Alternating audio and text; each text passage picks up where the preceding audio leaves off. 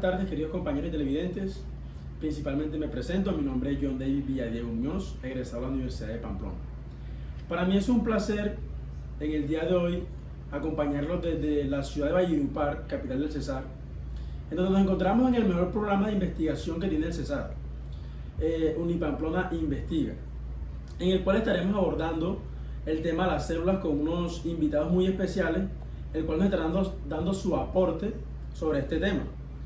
El tema sería la célula. Por lo tanto, empezaremos con nuestro querido compañero y doctor Andrés Oñate.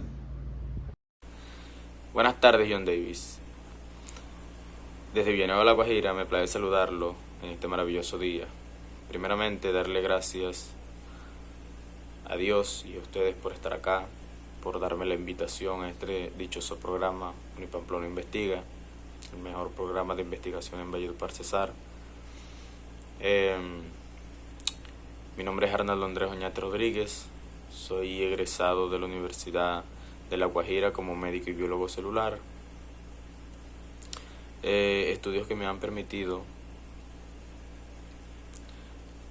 tener amplitud y mayor conocimiento sobre la vida celular. Estos estudios me han permitido conocer todos los rincones de la célula. La célula, como unidad básica y estructural de la vida, son los componentes más pequeños que tenemos, pero no los menos importantes. Al contrario, la célula es fundamental para la vida humana. La célula, en lo personal, la considero como ladrillos, porque juntas, todas y cada una unidas, construyen órganos, sistemas, tejido nervioso, piel. Es la encargada, la célula es la encargada de la realización de funciones básicas del ser humano, como la adaptación ambiental a estímulos ambientales, el crecimiento, correr, saltar, la eliminación de desechos, la obtención de energía. Hay varios tipos de células: la célula epitelial, la célula ósea, nerviosa, célula sanguínea. Todos estos tipos de células conforman al ser humano. El ser humano está conformado por todos estos tipos de células. Cada una cumple una función esencial, una función primordial en nuestro cuerpo. En dado caso, ni Dios lo quiera, algún tipo de célula que conforma nuestro cuerpo llega a presentar alguna mutación o algún error, podrían ocasionar enfermedades graves como el cáncer, que son células malignas. Y bueno, muchas gracias por permitirme estar acá. Ahora vamos con la mejor microbióloga, que es Esilda Guadalupe. Muy buenas tardes, doctor Arnaldo Andrés Oñate y todos los televidentes que se encuentran conectados con el programa de los colombianos, Unipamplona Investiga. Es un placer para mí saludarlos desde las instalaciones de la Universidad de la Costa. Es un honor para mí hacer parte hoy de esta emisión. Soy Esilda Guadalupe Jiménez Barrio, microbióloga egresada de la Universidad de Pamplona, estudios que me permiten hablar con facilidad del tema central. Como ya lo ha dicho el doctor Arnaldo Andrés Oñate, la célula es la unidad funcional y estructural de todos los seres vivos. Estas se pueden clasificar procariotas e eucariotas. Procariotas son las células primitivas, miden de 1 a 10 micrómetros, quiere decir que son células muy pequeñas. Son seres unicelulares porque no tienen una mezcla de ADN. Su reproducción es asexual mediante un proceso llamado fisión binaria. Este proceso consiste en una división celular, de una célula sale una célula hija igual con el mismo número de cromosomas. Otra de sus características particulares es que estas células no poseen una envoltura nuclear, razón por la cual su ADN se encuentra distorsionado sobre el citoplasma. Tampoco poseen tantos organelos, solamente poseen ribosomas encargados de sintetizar proteínas. Otra de sus características particulares es que poseen una serie de flagelos Estos flagelos les sirven para impulsar su movimiento.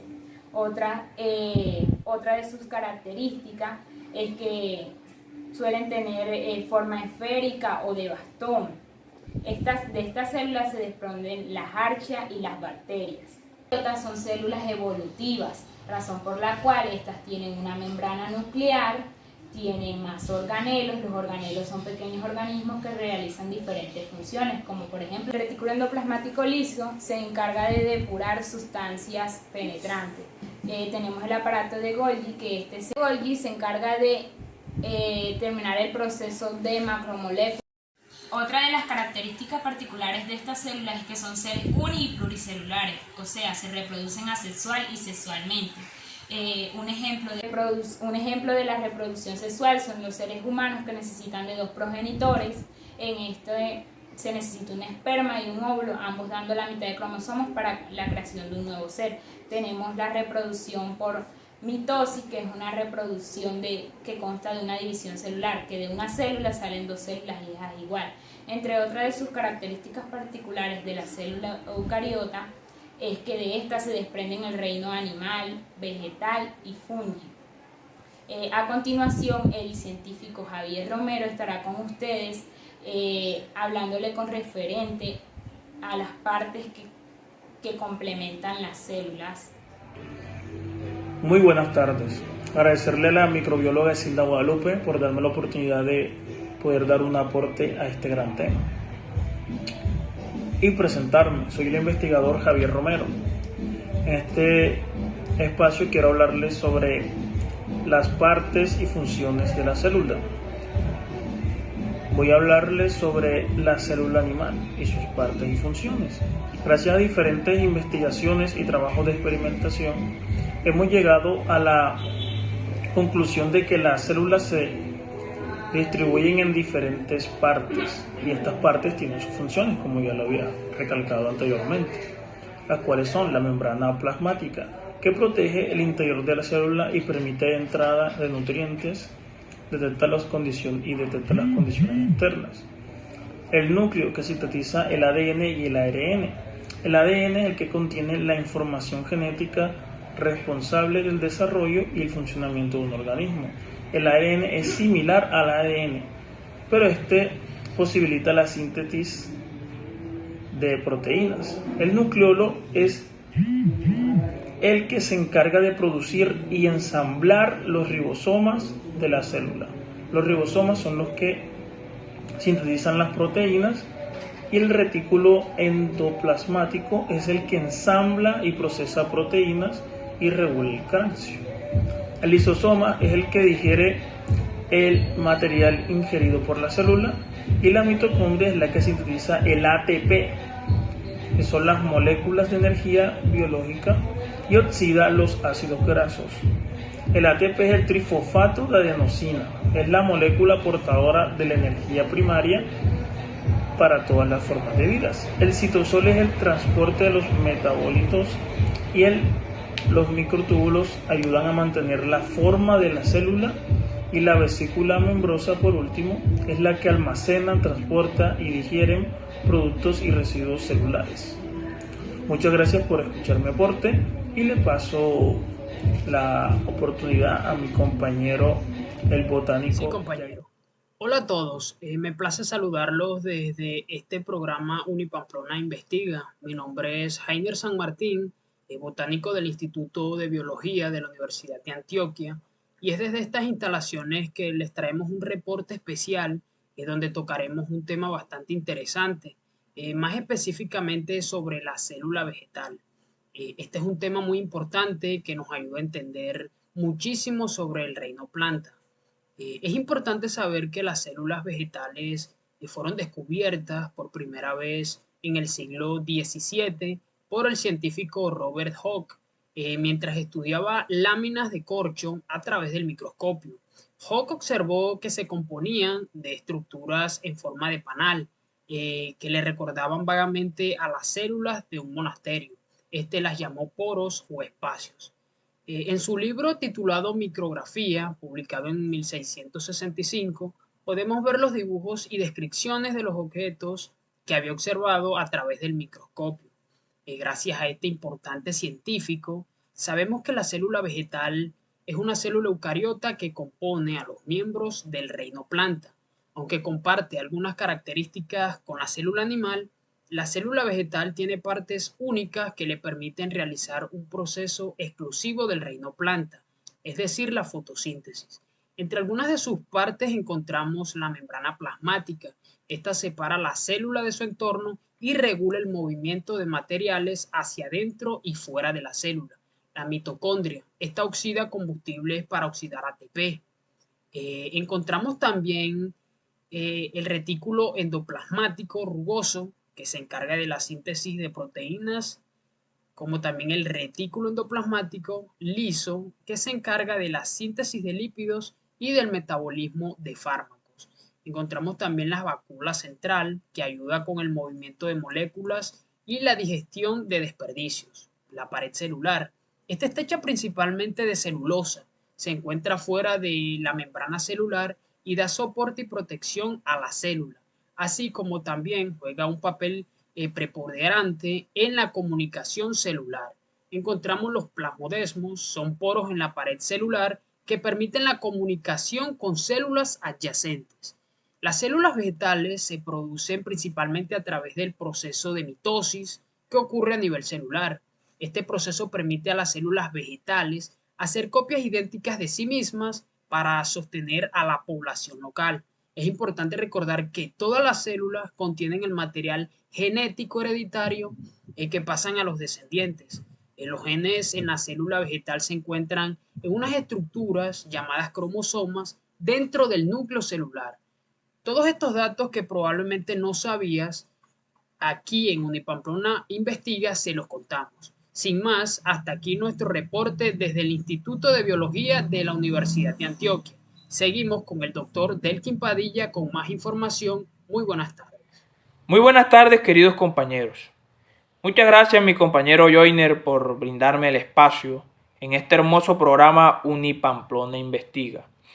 Mucho gusto, mi nombre es Delkin Padilla Ramos, investigador de las células, egresado de la Universidad Popular del Cesar. Hoy vengo a hablarles de las funciones de las células. Una de estas funciones, y no más importante, es la replicación y transmisión del material genético, proceso en el que da lugar la formación del sistema vivo, por el cual se transmiten los genes, sin la intervención de gametos o células sexuales. Este proceso, donde se transmiten los genes, se da por medio de la fecundación. No obstante, otra de las funciones más importantes es la obtención y el uso de energía. Funcionan generando ATP a partir de los alimentos que consumimos. Luego, cuando la célula necesita realizar una función, estos enlaces se rompen y así alimentan las reacciones químicas necesarias para realizar su propósito. ¿Qué es ATP?